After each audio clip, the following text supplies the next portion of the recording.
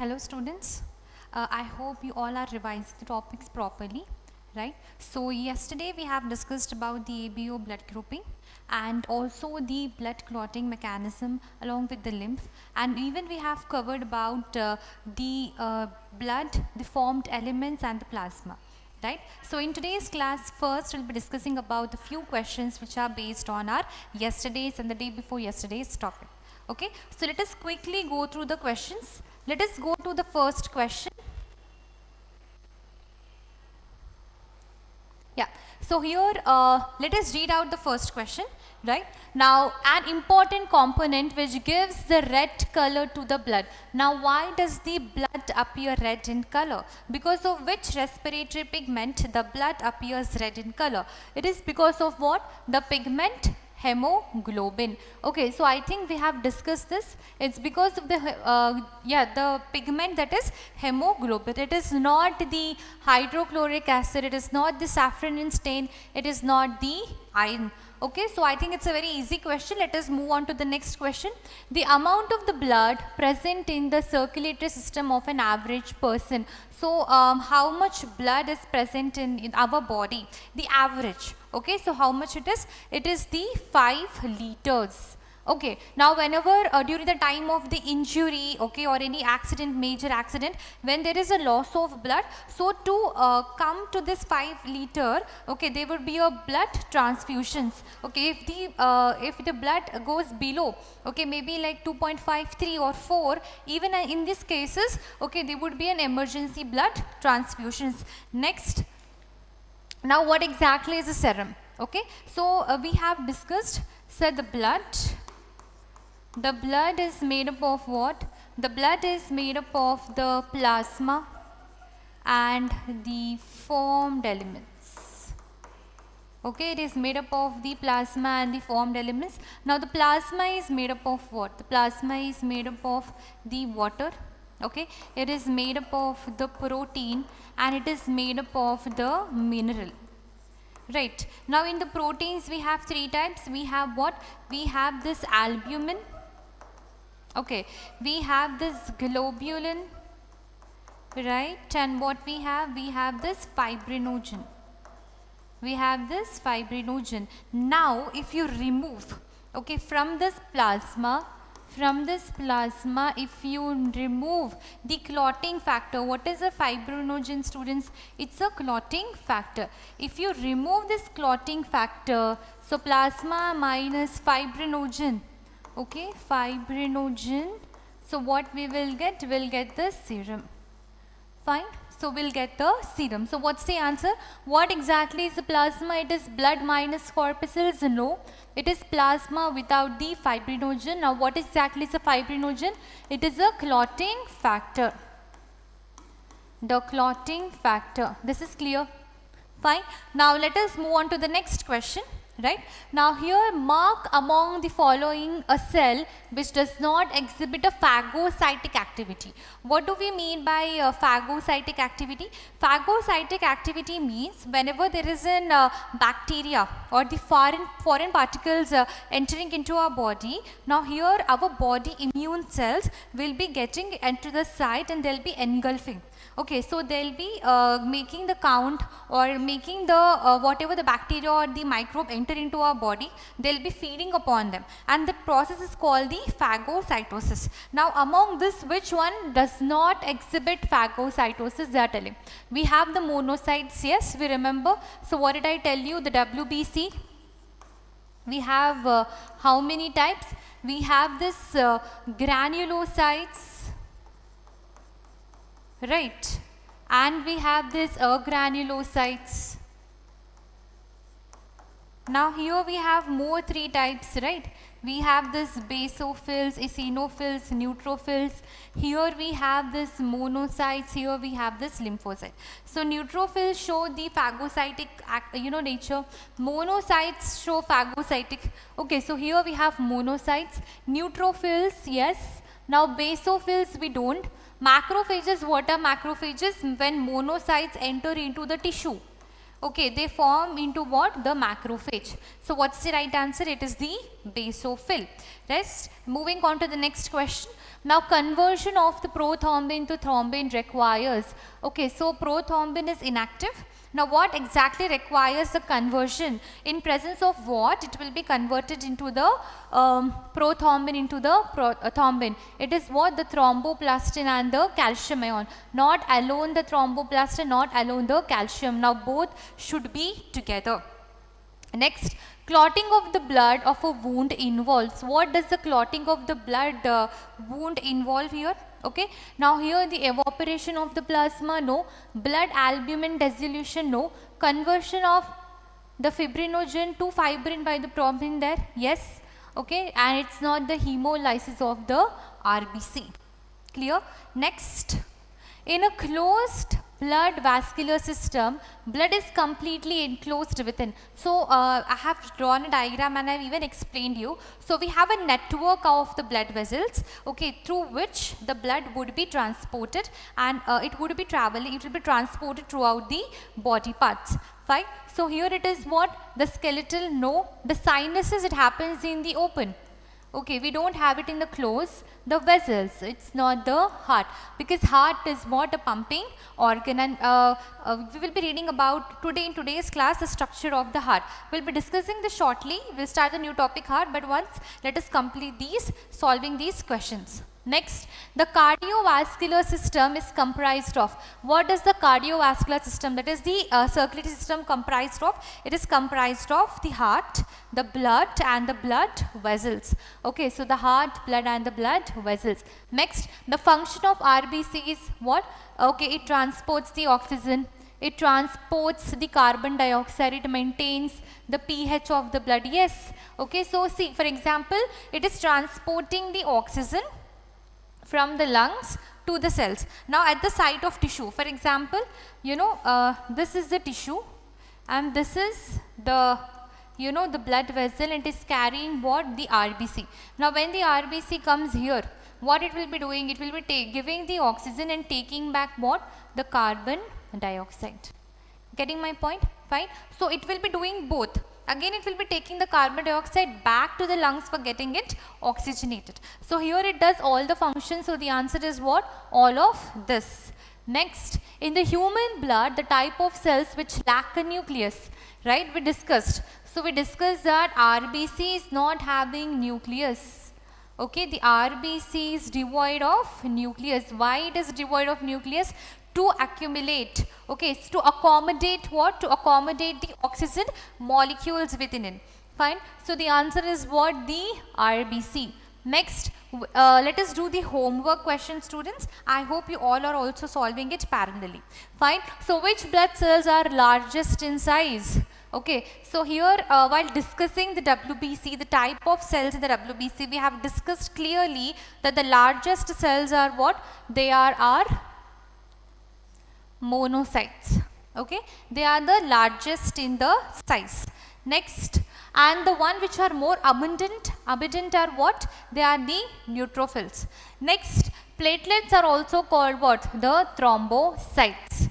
Next, the most abundant white blood cells in the human body are. What are the most abundant white blood cells?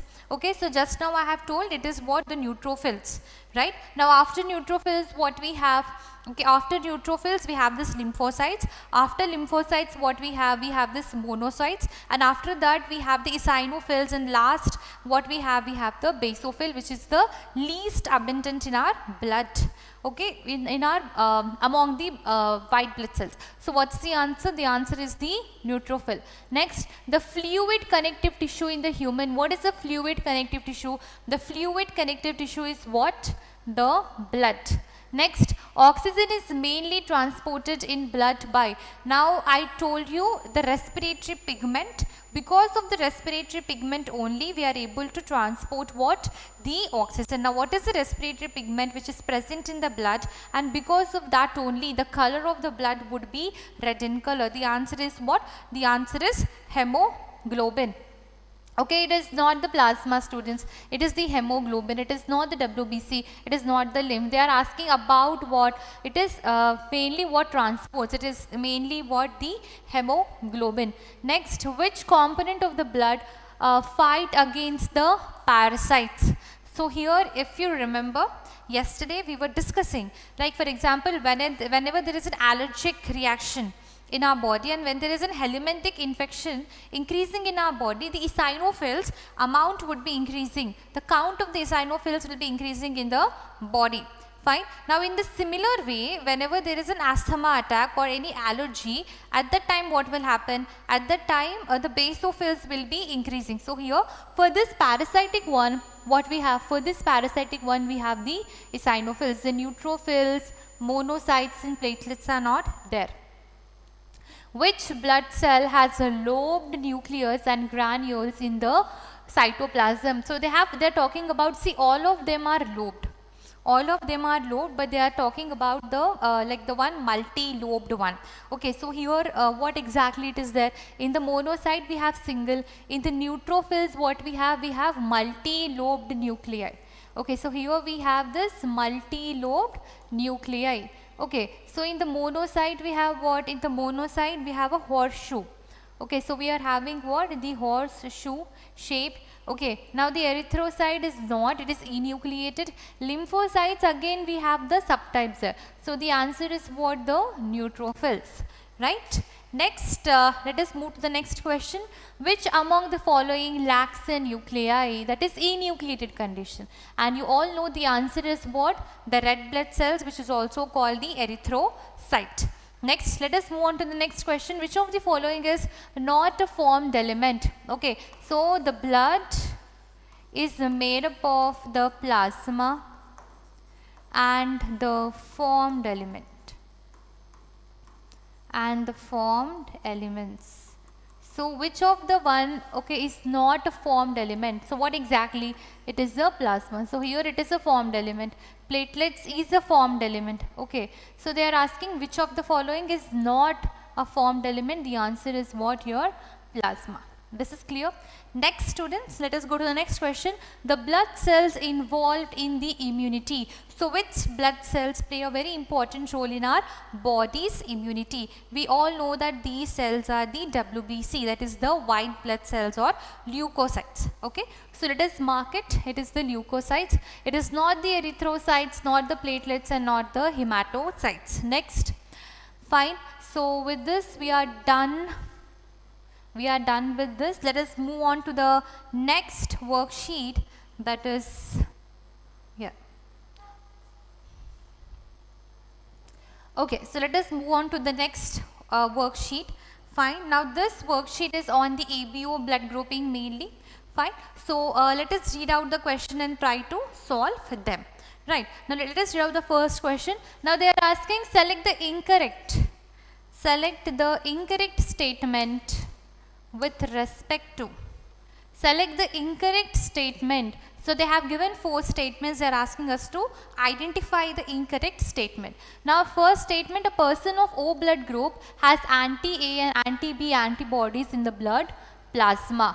Okay, so what exactly are there? So the anti-A and anti-B antibodies in the blood plasma. They are saying the person O. See, here we have the different types, right? We have, this is for example A, we have antigen A. Okay, for example, this is B, we have antigen B. We have, this is AB, we have what? Both antigen A and we have both antigen B. Now this is what? This is O. Now we don't have any antigens on it. Here they have an antigen, here they have antigen B, here they have antigen A and B, and here you don't have any antigens there. Now they are saying the person O blood group has anti-A and anti-B antibodies in the blood plasma. So they don't have any antigens, but they have the antibody. They have the antibody A and antibody B in the plasma. That statement is what? The statement is correct. A person of blood group B cannot donate the blood to the person of blood group A. Obviously, why? Because see, antigen, the blood group B is having antigen B, and if they donate it to A, what is present in the plasma? The present in the plasma is what? The antibody A. Okay, the antibody B there. The antibody be there. So here what will happen? There would be a clumping. There would be a clumping. Okay, so here this is also what? Correct. Now the blood group is designated on the basis of the presence of antibody. It is not the antibody. It is what? The antigens. I have explained you many times. It is what? The antigens. So this is what? Incorrect. The person of the blood the person of the AB blood group is a universal recipient. Okay, yeah, it is right. It is universal recipient. So the answer is what? The answer is 3. Now next, the fluid present in between the blood capillaries and the cell membrane through which the gases, nutrients and metabolic waste are exchanged between the blood and the cell is called what? What exactly it is called? It is called the lymph. Okay. Next, in some human beings, clotting of blood takes longer time due to what? Due to the deficiency of the blood platelets. Okay, it is not the RBC, not the WBC and not the vitamin K. Okay, vitamin K would be enhancing the process, but it will not be because of that deficiency. Next, a person with the blood group AB has. So what with the person AB has? They have both the antigens, but where the antigens are present over the cell, but not in the plasma. Okay, so antigen A and antigen B in the plasma, no antibodies on the RBC. Antibodies are not present only on the RBC. They are present in what? They are present in the plasma. Now antigen A and B on the surface, yes, that's right. Antigen A and B in the plasma, no, they don't have any antibodies. They don't have any antibodies. Okay, next. If antigen A is present on RBC, then the blood group of the person is what? Obviously, yesterday only we have discussed depending on the presence and absence of antigens only, we classify the different blood groups, right? So if the antigen A is present, that is blood group A. If antigen B is present, that is blood group B. Antigen A, B both are present, then the blood group is AB, and no antigens are present, there is no blood group. So the answer is what? The antigen. Yeah, the answer is A. The blood group antigens are where they are found? They are found on the HB molecule. No, inside the RBC only you have this HB. Okay, now they are not found in the HB molecule, not found in the plasma. In the plasma, antibodies are formed. Okay, what are present? Antibodies are there. They are found at the surface of RBC. They are not found in the surface of the WBC. So the answer is what? The third one. Now the person with blood groups are called universal recipients. Which blood group are called universal recipient? You know it is what? The AB. Okay, the AB positive. Now next, and the universal donor. See, the universal donor is what? The O negative. Okay, it is what? The O negative. So the answer is the 4. It is not the AB negative and O positive, because RH antigen is there here. Okay, even in this case the RH compatibility is not there, but there it is AB positive and O negative. Fine. Next, the ABO blood grouping is based on, very easy question, it is not on the surface antibody, surface antigens, but not on the WBC. Surface antigens on the RBC, plasma antigens, it's not. So the answer is the third one. Next, antibody is absent in which blood group? Okay, so if you remember, the blood group A is having antigen A on its surface, antibody B in the plasma. Blood group B is having antigen B on the surface and antibody A in the plasma. Blood group AB is having both antigens on the cell surface, it is antigen A and antigen B, but they don't have any antibodies in the plasma.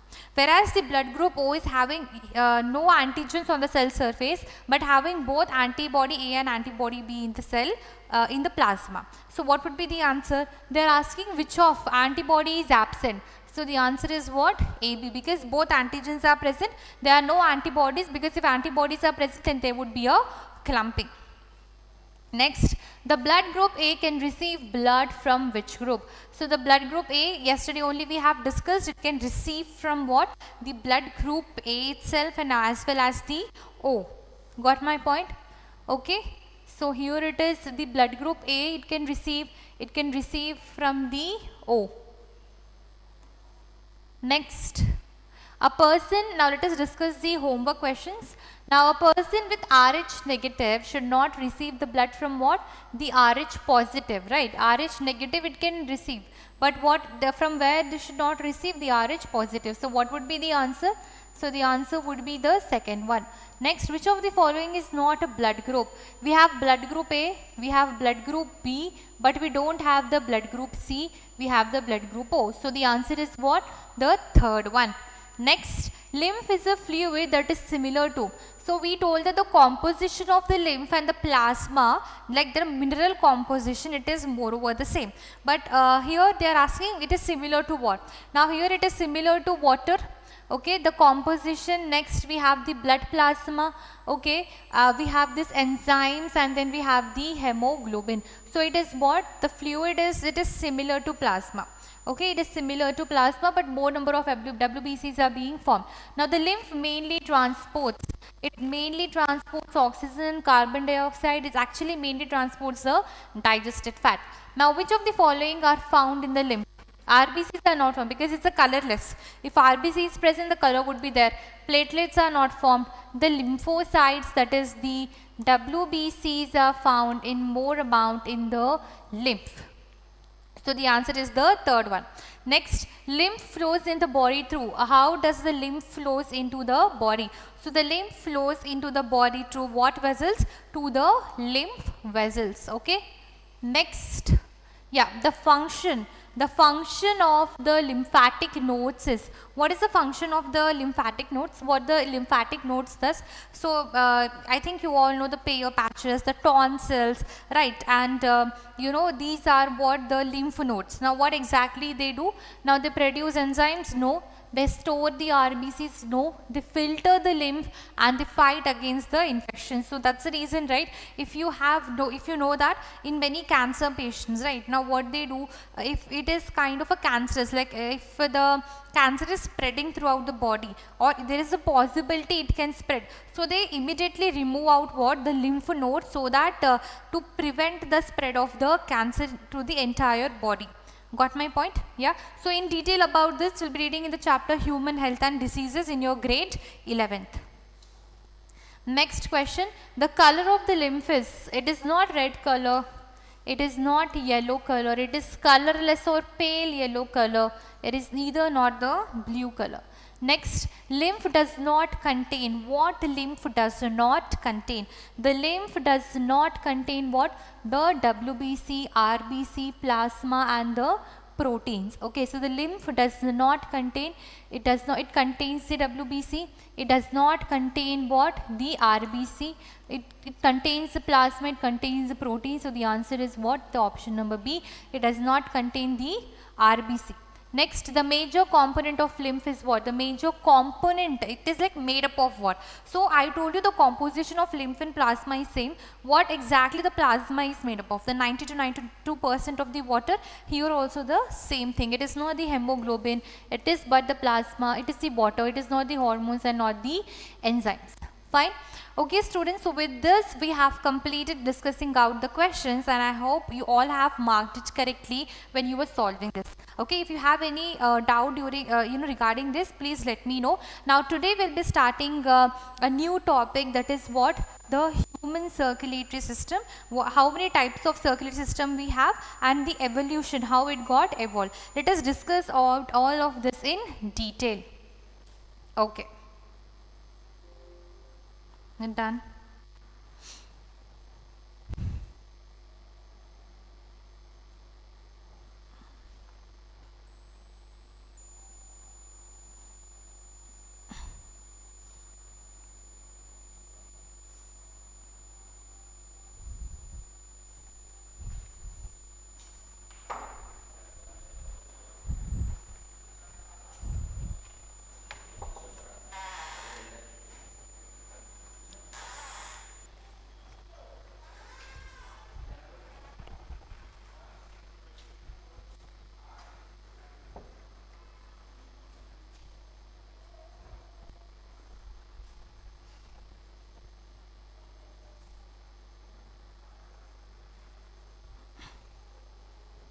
Yeah, so let us start the human circulatory system, right?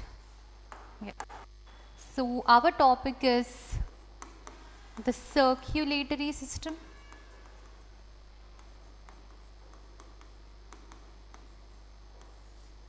And we'll be discussing the type. Now what exactly is a circulatory system? Now what circulatory system does? Now for example, why do we need a circulatory system here? That we have discussed in the first class. Now here the main organ in the circulatory system is what? Okay, that is the heart. Now what exactly the heart does? The heart pumps the blood. Now why there is a requirement of the pumping of blood? Now what did we just study? We study that the fluid connective tissue is blood, right? Now the blood, the medium is fluid, okay, the liquid medium. Now this medium, what they need to do, okay, that need to be transported throughout the body. Now just imagine what is freely suspended into this fluid media. We have the blood corpuscles. Now by any chance, if there is no circulation of blood, now all these corpuscles will be suspended and settling down, I mean to say getting stagnant. Got my point? That may result in the clumping, that may result in what the clot, blockage is being formed. Fine, that's the reason we need a force which supplies this blood to the entire body. Let me give you one more example. Like for example, we have that motor in our home, right? The electric motor. Now the water, normally when in the wells and all, we want to remove the water, we will be using the the motor even in the fields, right? Even in the fields we'll be using it, in the farm mainly. Okay, so what the motor does, for example, here we have a lot of water, and here we are using this motor there. Okay, we are using the motor. Now what the motor does, now it will be taking up all the water from here, and the water would be taken by the motor, and again it will be flown out, right? So with the pressure it intakes, and again it pumps. What the motor does, the motor would be pumping, it will be pumping the water, right? It will be pumping out. Now in the similar way the heart does. The heart does this thing in the similar way. Now what exactly they do? Okay, so they pump the blood like a motor, right? So they pump the blood, they pump it with the pressure, okay, such that the blood flows through the vessels and reach the organs. Now this need to be mentioned, this need to be maintained constantly. Now by the time you were born till the day you die, our heart keeps on pumping the blood. They keep on beating, they keep on pumping the blood. Now once the heart stops pumping, what happens? The person would die. Why? Because there is no supply of the blood, because blood carries oxygen, blood carries nutrients, okay, blood carries the hormones, everything. So if there is no supply of blood, there is no supply of oxygen, there is no supply of nutrients, right? Now if there is no supply of nutrients, no supply of oxygen, then the cells will die. If the cell will die, then the tissue will die. If a tissue will die, the organ will die. If the organs in our body, they die, then the organ system and the total organism, that is we humans, they die. Got my point? Yeah, so that's the reason the heart is playing a very crucial role. That's why we say the heart is what? The heart is a vital organ. The heart is a vital organ. What do you mean by vital organ? Vital organ is something which is very, very, very important. It is very important. Got my point? It is very, very, very important organ. Like what are the vital organs present in our body? The brain, okay, the heart, the kidneys, right? So these are the major, the vital organs present in our body. Got my point? Now let us quickly study about the heart.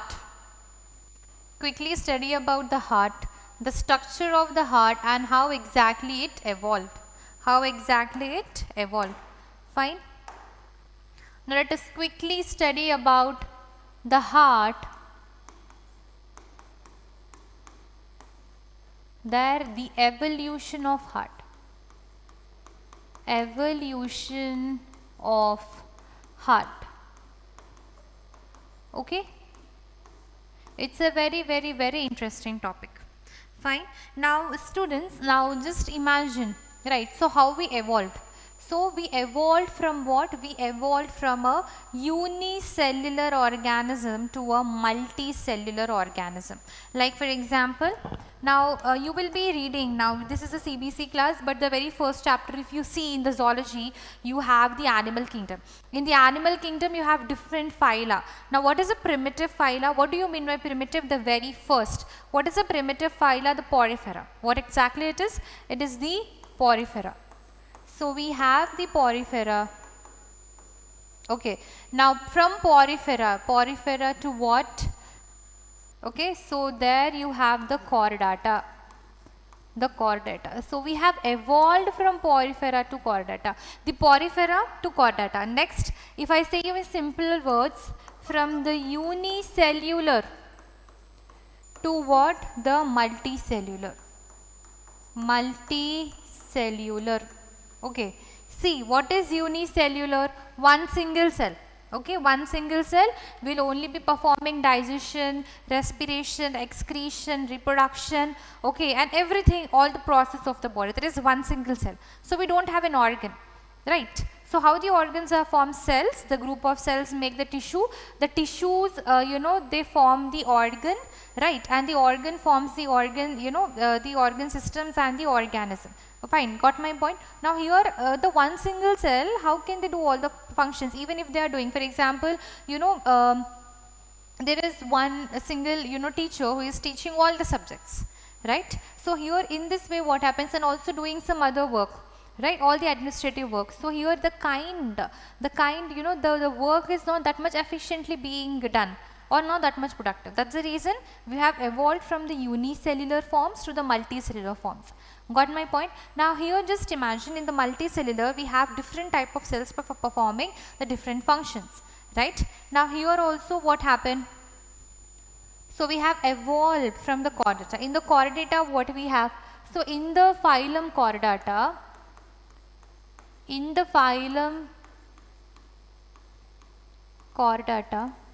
okay, so we have how many classes, right? So here we have this, subphylums we have Urochordata, Cephalochordata, Vertebrata. In the Vertebrata we have again 5 classes. Okay, so we have subphylum Vertebrata, subphylum Vertebrata. In the subphylum Vertebrata we have 5 classes. What are the 5 classes? Right, we have the 5 classes, which is the Pisces, means first the Pisces, followed by what? The Amphibia. Next we have the Reptile. We have the reptiles. We have the aves. We have the mammals. Got my point? Yes? Yeah, so first we were under the water and slowly we start living inside the water and as well as on the land, that is the amphibia, and then we completely came on the land, that is reptilia, and then on the in the air, that is aves, and again back onto the land. I mean to say few of them which evolved to flew in the air, it is the aves, and then some of them who have modified well to live on the land is called the the mammals.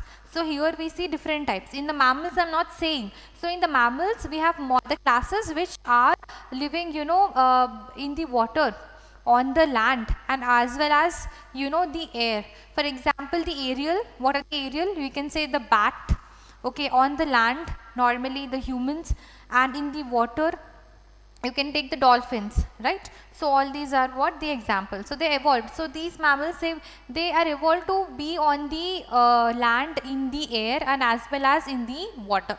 Got my point? So here they all have the structure called what? Heart. Okay, so they develop, they possess.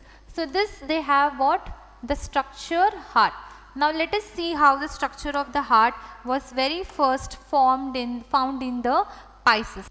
So Pisces means what, student? The fishes. You know one fact about the fishes? How do the fishes respire? Do they have the lungs, right? How do they respire? They respire by the gills. Where are the gills present? To the lateral side. toward the lateral side the gills are present. Now what the gills do, they oxygen, like they will be filtering out, I mean to say they will be converting the deoxygenated blood into the oxygenated there. Fine. So here the Pisces heart is what? It is two chambered. It is the two chambered. Now here the amphibia, they have three chambered heart. Okay, now reptiles, they have incomplete. They have incomplete four chamber. You can see few of them. Okay, the four chamber, but mainly they are also having what? They are also having this three chamber. The aves and mammals, they show what? The four chambered heart. Okay, so here also they will be showing the incomplete. Few of them, they have what? They have the four chambered, that is what? The crocodile. But here also they show a three chambered heart, but that is little like kind of modified when compared to the amphibia. Now talking about this two chambered, now how exactly the structure looks. Let us have a look here.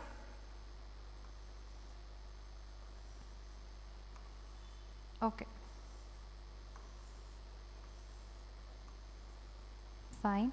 Now what exactly it is? It is your auricle and this is your ventricle. Fine. Now this is your auricle and this is your ventricle. Okay. Now next, here you have the sinus venosus. Got my point? Now here you know one more fact, that the heart of the fish is a venous heart. What do you mean by venous heart? It means it only pumps deoxygenated air. Okay, so it only pumps deoxygenated blood. Okay, it only pumps what? The deoxygenated blood. This is clear? Yeah.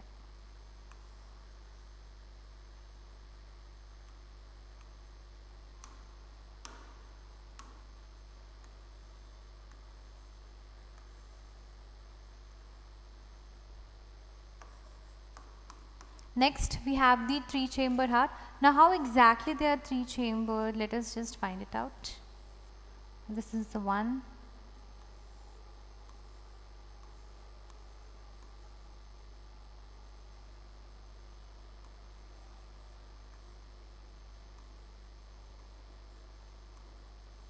Okay, so can you see these structures?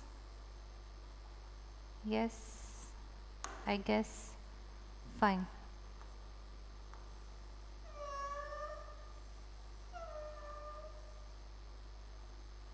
Right. So here you have what? So this is your the right atrium, right? So here you have what? The right ventricle, but here you don't have this. Okay, you don't have the complete formation. You have what? The common ventricle.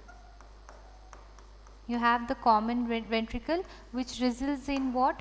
Which results in the mixing of blood. The mixing of blood. Okay, which results in the mixing of blood there. Done. Next, this is what?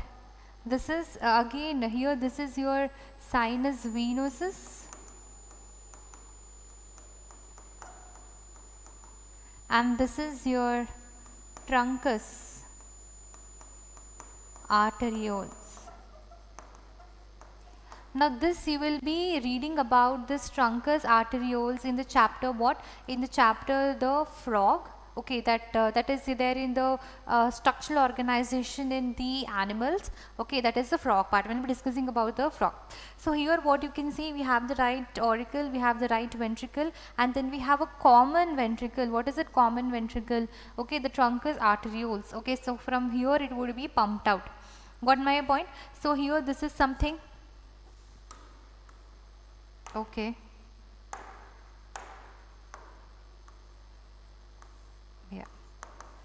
it is the left atrium. So here which commonly it is being passed. Next, what exactly it is, how it is different in what, how it is different in the reptiles. In the reptiles, what we observe is the incomplete four-chamber, that is mainly in what? That is mainly in the crocodile. That is mainly in the crocodile. We have incompletely four-chambered, right? So how exactly it is?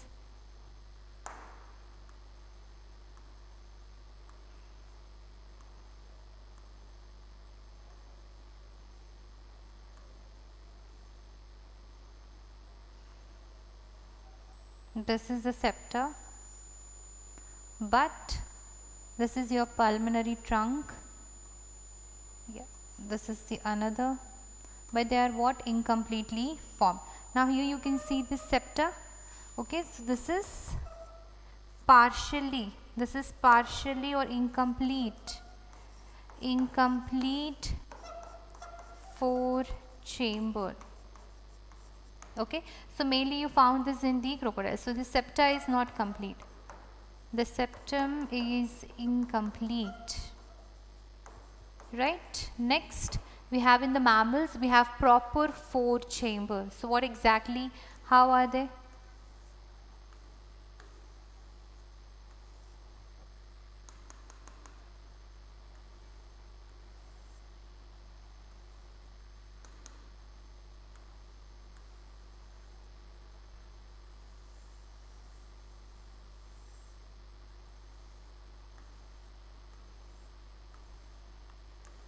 So we have this four-chambered heart. Fine. So this is your completely four-chambered heart with a complete septa. Okay. So here you can see what? The four-chambered heart. Got my point? So this is the evolution there. Now let us study about the structure of heart. Okay, let us study about what? The structure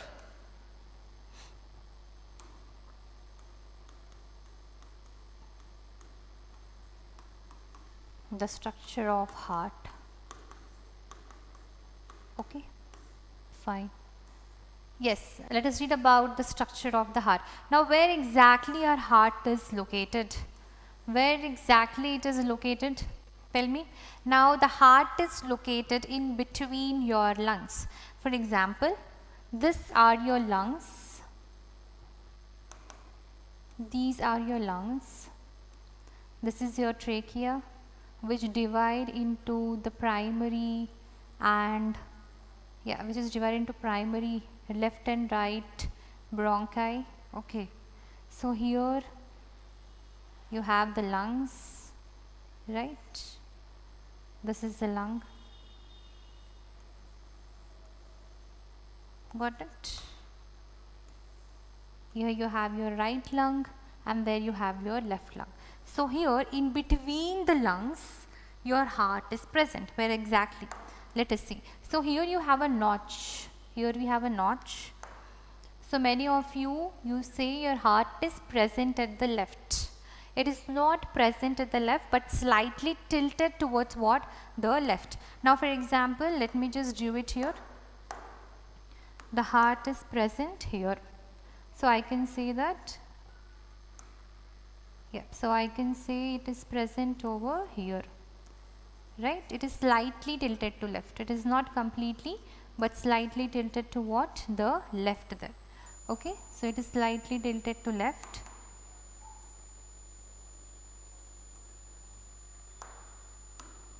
These supply the blood vessels. Okay, so this is your heart which is slightly tilted to left.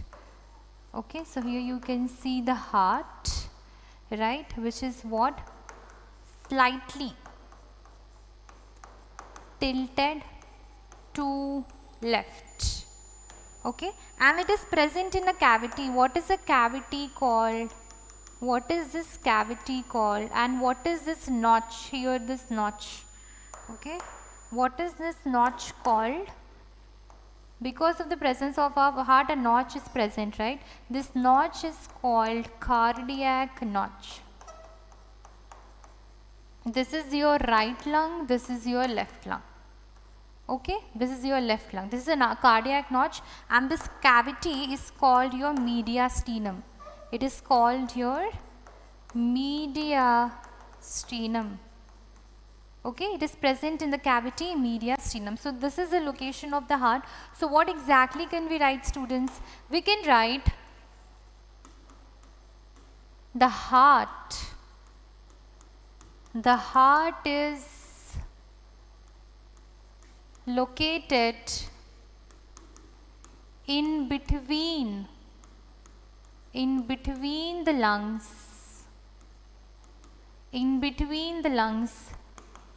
in a cavity, in the cavity called mediastinum. What it is called? It is called the mediastinum. Okay, next we can write the heart. Okay, the heart is slightly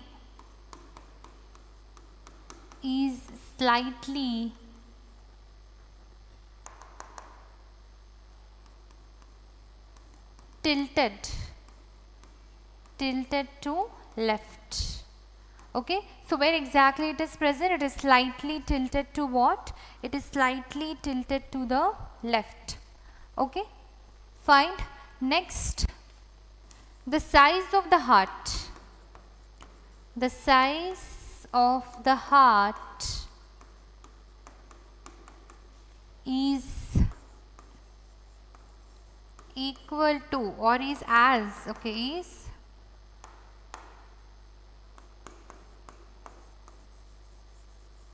equal to the size of clenched fist. Size of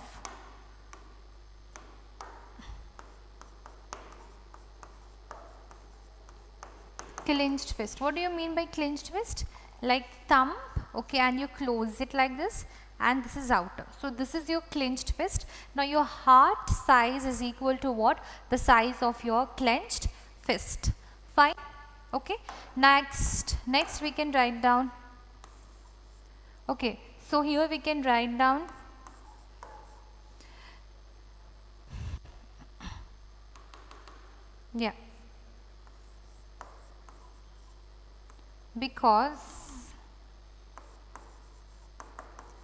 because of the presence of the heart, because of the presence of the heart, there in left lung there forms the notch called cardiac notch. Called what? The cardiac notch. Fine. Okay. So this is clear, everyone. Yeah. So this is all about the basics. Find where exactly the heart is present. Right. Now the location, now the size about, and everything. Fine. Now let us read about the structure of the heart, the internal structure of the heart in detail. Okay. So the heart is having what? The heart is having, it is our 4-chambered heart. Fine. Now the 4-chamber heart, we can write down the heart is having 4 chambers. 4 chambers, 4 completely formed chambers having 4 completely formed chambers. or well developed chambers, right? Now what exactly are there, right? We have the two upper chambers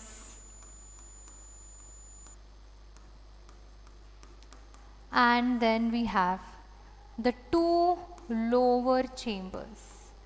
We have the two lower chambers, right? Now the two upper chambers, they are what? The two upper chambers, they are small, fine, and here the two lower chambers, they are large.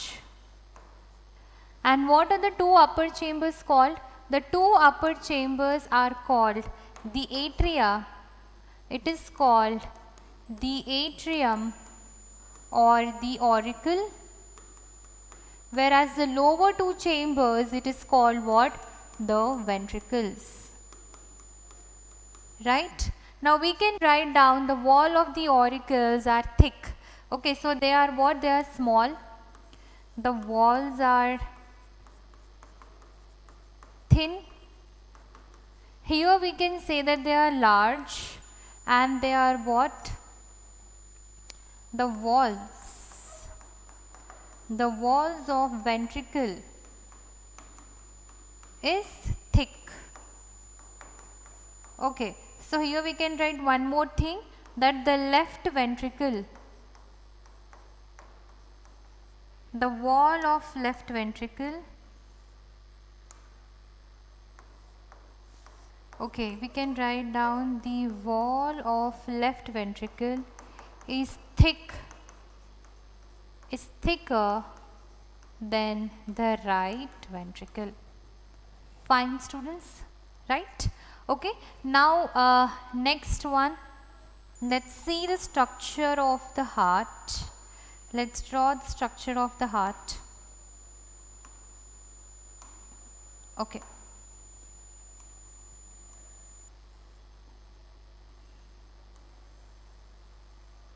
Fine. Okay, so this is the one. Now here we are having what? We have the two lower chambers. What are the two lower chambers called? The ventricle. It is called what? It is called the ventricle, and we have the septa. We have the septa. Now here you can see, here you have it forming a septum. Next,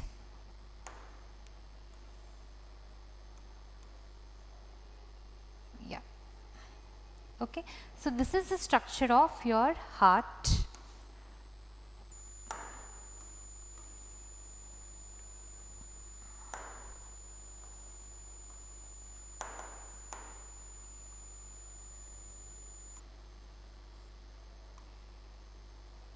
Okay, I think it's clear now.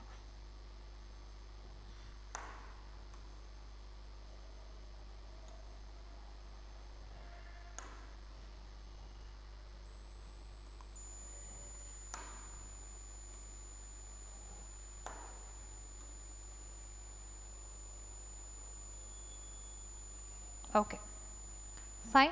So here the two upper chambers, what are the two upper chambers called? Now this is your right atrium, this is your right ventricle.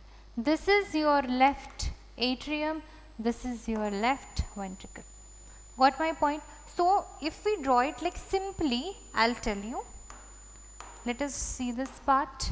For example, here we have, just draw it in this way. Okay.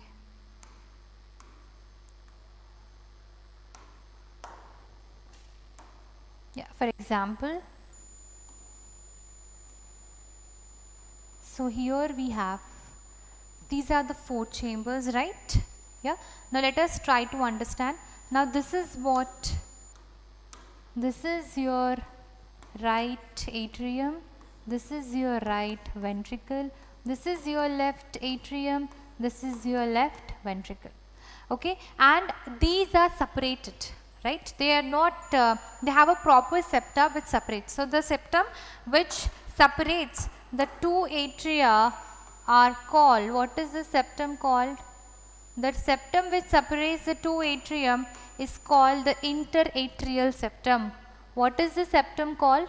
The septum is called interatrial atrial septum. Now the septum which separates the two ventricles, the septum which separates two ventricles, what is the septum called? The septum is called interventricular septum. Okay, interventricular septum. So the one between the two ventricles. Okay, now here we also have what? Here we have our this one. What do we say? Between the auricle and the ventricle. So here we have what? Here we have this. Okay, this septum. What is this septum? This is your atrioventricular septum. What is this septum which separates both the auricle and the ventricle? What is this septum called? The septum is called what? The septum is called the atrioventricular septum. Got my point? The atrioventricular septum. This is clear. Yeah, so I am telling you students, we have the septums which separate the two atrias and the two ventricles, and the septum which separate the two atria is called the atrial septum. The two ventricles is a ventricular septum, and separate an atria and the ventricle is called the atrioventricular septum. Getting my point? Yeah, so this is clear. Fine. Now because of these septa, they are like fully four chambered, completely four chambered heart. Now here what we have? Now if you see the structure, here we have this cardiac, we have a nodal tissue. Okay, we have the sinoatrial node and we have the atrioventricular node. Now what is this? What is this? We have the sinoatrial node, and this is what? The atrioventricular node. Why it is the atrioventricular node? The AV node, okay, which is present between the atrium and the ventricle. Okay, you can say the leftmost. Okay, so here it is present. Fine. Now what exactly these nodes would be doing? They will be generating the stimuli. Okay, so for example, for one, we see how many times does our heart beat per minute. So our heart beats 72 times on an average per minute, right? Per minute. So the the nodes will be creating, that is the sinoatrial node. Okay, the sinoatrial node will be creating what? Will be creating 72 stimuli. What is a stimuli? Like an impulse. Okay, so one stimuli, one heartbeat. Two stimuli, second heartbeat. Third, the third heartbeat. Like this, they create 72 stimuli. That's the reason the heart beats 72 times. So just imagine if they don't create stimuli, at the time what will happen? At the time the heart would not beat. Now in many patients, have you ever heard the word pacemaker?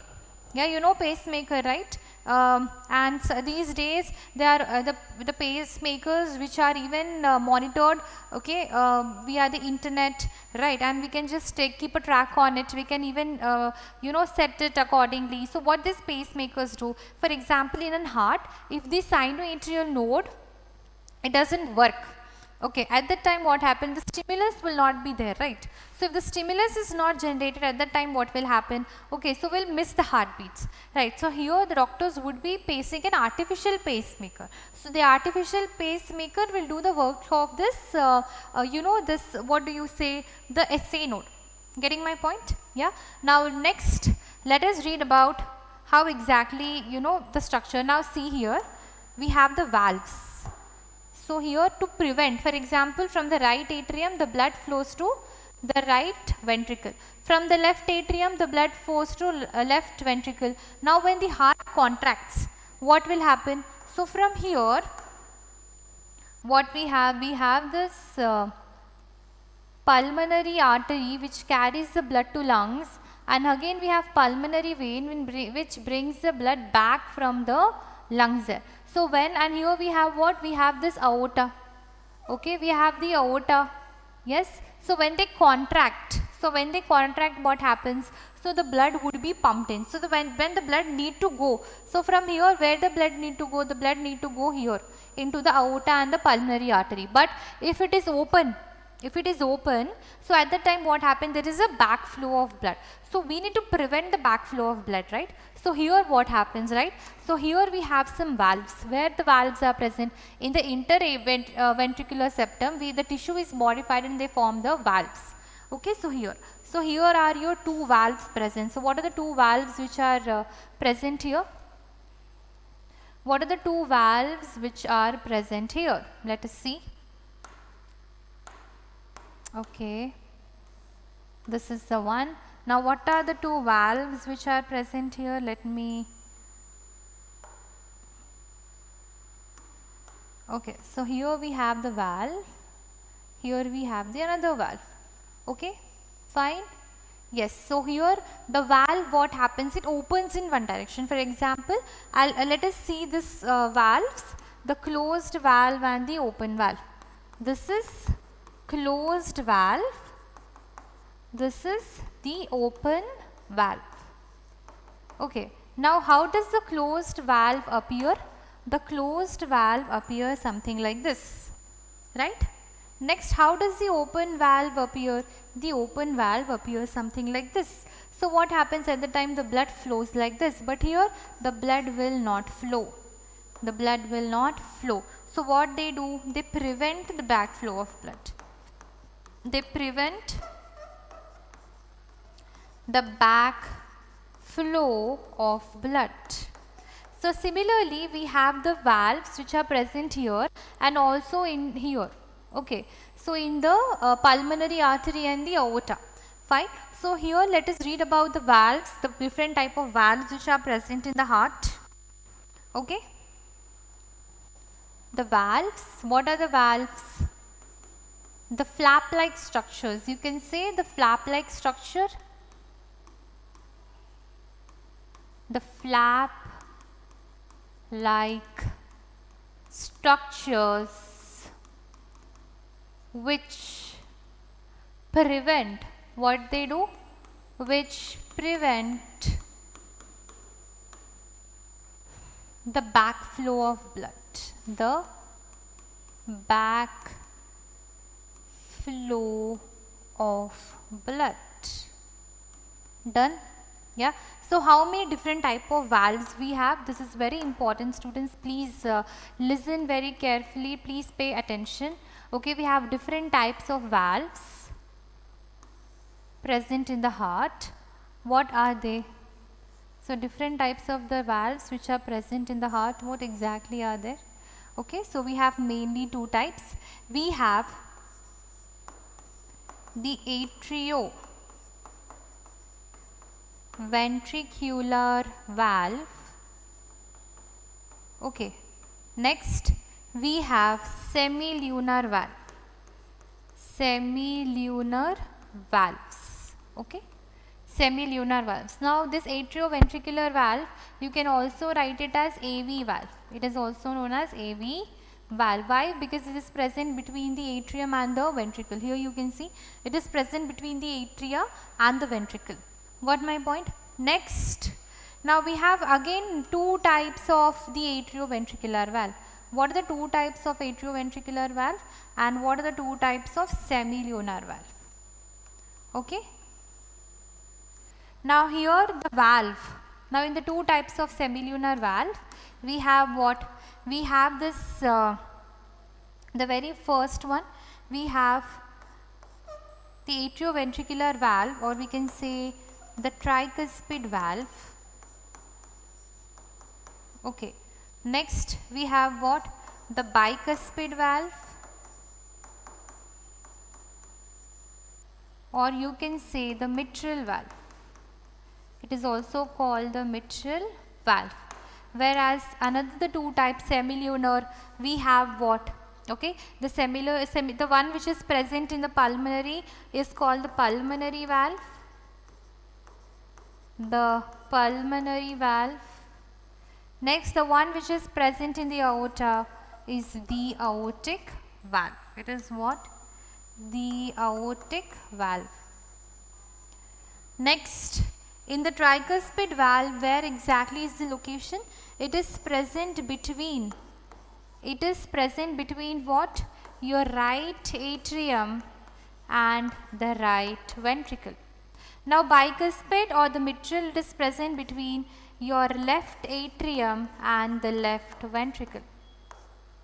Okay, it is present between the left atrium and left ventricle. Got my point, students? Next, the pulmonary valve, where exactly the pulmonary valve is present? You can say it is present in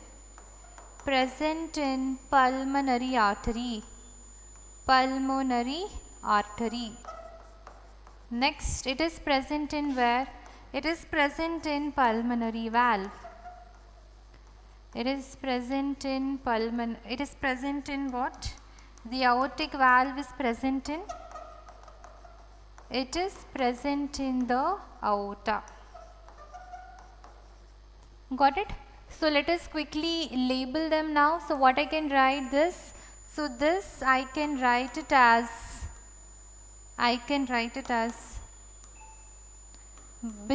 bicuspid valve.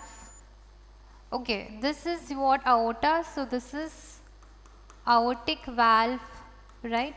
Now what is this? This is your tricuspid valve. And here you have your pulmonary valve. Pulmonary valve. Okay, fine. Next, this is clear. Let us quickly revise, or let us quickly read the flow of the blood. How the blood flows. So here we have the heart.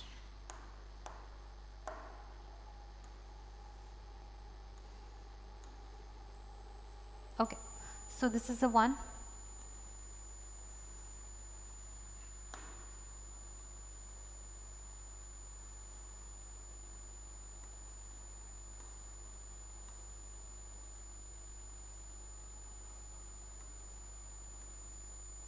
Next, we have the superior and inferior vena cava. Okay, which opens up here. Next,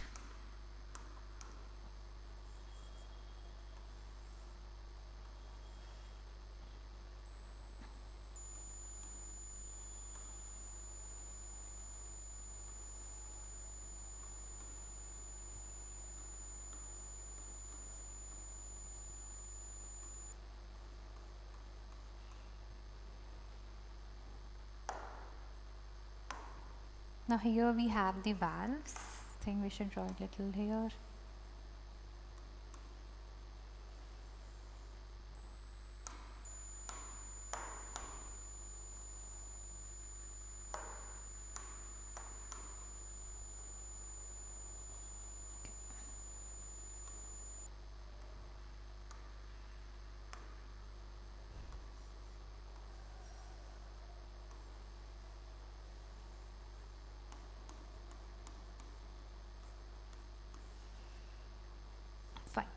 Now here we have the valves, the one which is present here. Okay. Now what exactly are they? So we can write down, this is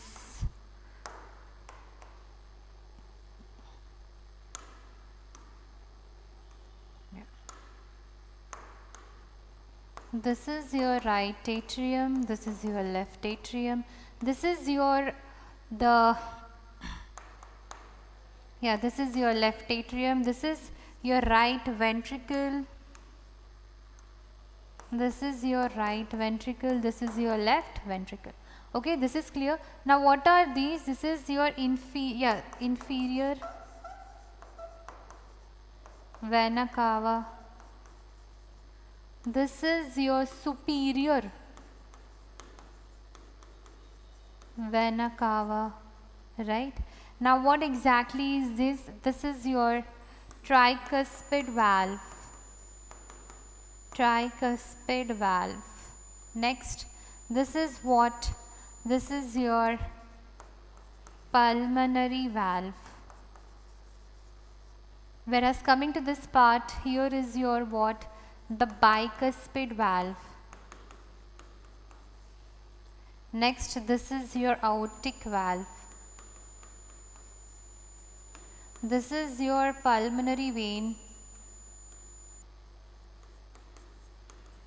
This is your pulmonary artery. Okay, I can say we can get it from here, this part. Next, this is what, okay, pulmonary artery, pulmonary vein, and here we have the aorta. The aorta. So where we have the nodal tissue? We have the nodal tissue here. Okay, this is your sinoatrial node and the atrioventricular node. What is this? The sinoatrial node, and then here you have the atrioventricular node. Fine. Okay, so now let us discuss how does the blood flow. So here the blood forum, the deoxygenated blood from, okay, the superior and inferior vena cava,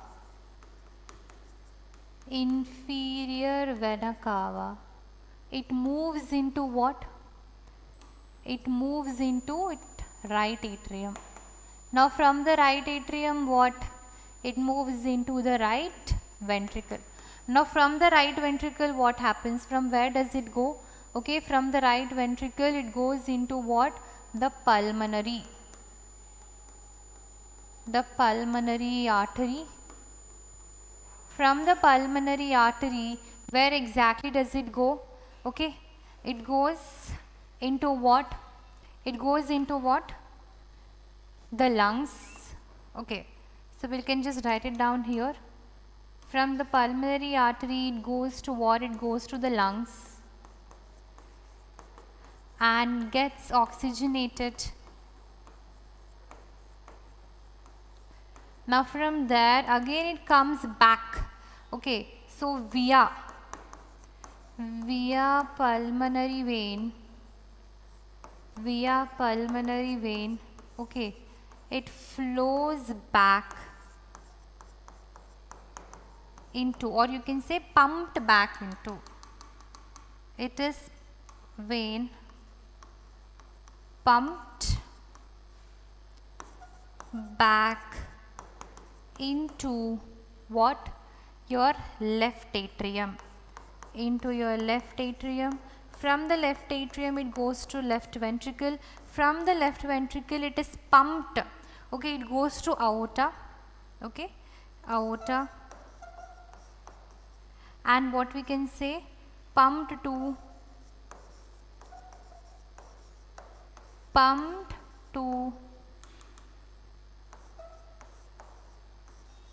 all body parts.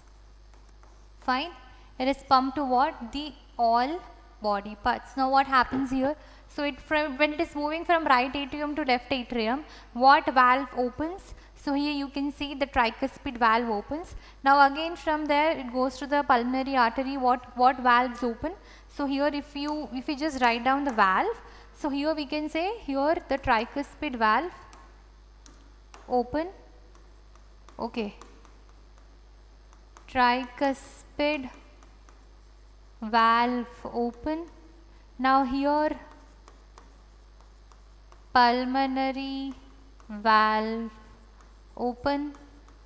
Now again when it moves to lungs, get oxygenated, comes to the right atrium, moves to left ventricle. Here what happens? The bicuspid valve open. Next, from the aorta, when it is pumped to all body parts, now what happens here? Okay, the aortic valve is open. This is clear, everyone? This is clear? Fine.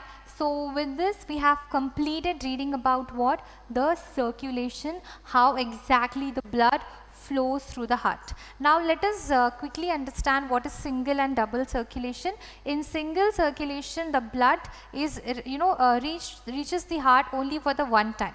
Okay, but in the cases where the blood reaches the heart twice is what the double circulation. Now here we have studied. Now this is a double circulation because now first we are getting the blood here, deoxygenated. Again from here we are pumping it to the lungs. From again in the lungs they are getting oxygenated, again coming back, pumped back to the heart. So the blood is reaching the heart twice, and this type of circulation is called the double circulation. Fine. Now here in mammals, birds, we see what? The complete double circulation. Getting my point? Right. Now here I told the artery, right? The aorta. The aorta will be pumping the blood to all parts of the heart. Now tell me one thing. The artery from the aorta, the artery that the artery that pumps the blood to the brain. What artery pumps the blood to the brain? Okay, to the brain. What artery pumps the blood to the heart? What artery pumps the blood to the kidney? Right? What exactly are they? It's very important. Now the artery which pumps the blood to the brain is our carotid artery. Carotid artery. Next, the one which pumps to the heart, very important, coronary artery. Coronary artery. See, the heart pumps the blood to the entire body, and what pumps the blood back to the heart? It's the coronary artery. And for the kidney, it is what? The renal artery. It is what? The renal artery. Getting my point? Yeah. So we have discussed the same thing. Yes. So how exactly it flows? So the blood, the deoxygenated blood from the inferior and superior vena cava. So they collect the deoxygenated blood from our body and they pump into the right atrium. From the right atrium they move into the right ventricle. Okay, from the right ventricle what happens? Okay, here they are pumped into what? They will be pumped to the lungs. Okay, the deoxygenated blood reaches to the lungs via what? The pulmonary artery. From there again via the pulmonary vein it comes to the left atrium, goes to left ventricle, and via aorta pumped to the different parts of the body. Getting my point? So with this we have completed this chapter, the circulatory system. I hope all your concepts are clear, right? And you're practicing the MCQs every day. Fine. Okay students, so that's all for today, and in the next class we'll be starting the new chapter, and tomorrow we'll be doing the question practice discussion. Okay, so please do solve your in-class worksheets and the homework worksheets whatever has provided to you. Thank you students.